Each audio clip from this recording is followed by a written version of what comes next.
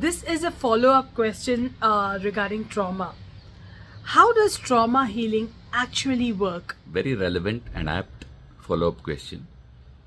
Interestingly, we had a question answer posted on Facebook fairly recently about the same thing.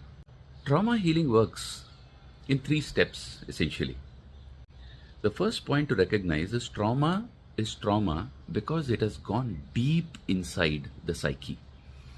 There are elements of suppression, there are elements of repression. Everything is sitting deep inside. And when something is sitting deep inside, if it is dead, it doesn't matter. But if it is live, what happens? It has the possibility of sprouting and becoming huge and can end up impacting everything. When it does, that is what is called trauma. Now, in order to really deal with that trauma, the first step is to surface it.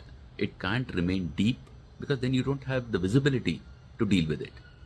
So you have to first surface it. For this, a very safe environment is absolutely critical. And that's why therapy, counseling, etc. work, simply because safety is easily discerned in this kind of a space, and hence the surfacing becomes possible. That's step 1. Sometimes under hypnosis, it's possible to remember, surface those aspects of the trauma, sometimes even the very incident that first caused the trauma for the first time, which one is amazed has completely been obliterated from the conscious brain.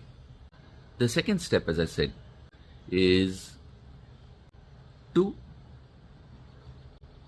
completely heal that particular trauma itself, which essentially cannot happen as long as one continues to believe that the incident happened in a manner that creates a victim out of oneself. How is this possible? The point is, you can't forgive another for something as long as that something continues to remain something relevant. It's only when it is recognized that that something which was traumatic for you had to happen. That is, there was no alternative for it not to happen. In this recognition, the healing actually happens. You realize that it could not have been any other way. So there is nothing or nobody actually left to forgive. That is true forgiveness.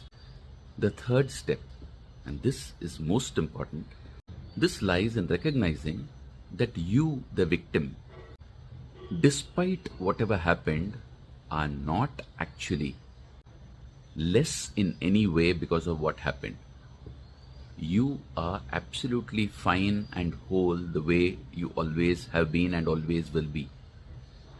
That recognition that there is nothing damaged about you forms the culmination of the healing. Once this is done, so many things which are stunted in life just completely open up spontaneously. And of course, it has to be experienced to be believed. Best wishes to all of you, with the possibility that your traumas, if any, are fully healed.